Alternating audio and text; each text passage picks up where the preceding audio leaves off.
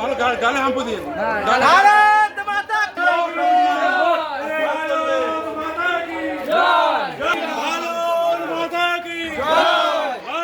Ramakrishna IVF centre, মা হওয়ার স্বপ্ন পূরণ।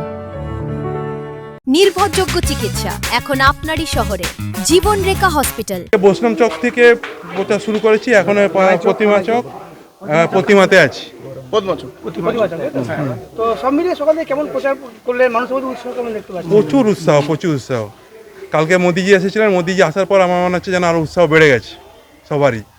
জয় শ্রীরাম, জয় শ্রীরাম। বিশ্বের সর্বশ্রেষ্ঠ নেতা উনি, তো রাজনৈতিক ক্ষেত্রে ওনার থেকে বড় এখন কেউ নেই গোটা বিশ্বে। তো ওনার আশীর্বাদ পেয়েছি, তো এটা আমার কাছে চরম সৌভাগ্য, চরম প্রাপ্তি। তো ওই প্রাপ্তি নিয়ে ওই সৌভাগ্যটাকে যাতে আরও এগিয়ে নিয়ে যেতে পারি, এই জন্য কাজে লাগিয়েছি জোর করে আরও। হ্যাঁ, কবি নিত্যানন্দের তো এখানে জন্মগ্রহণ করেছিলেন।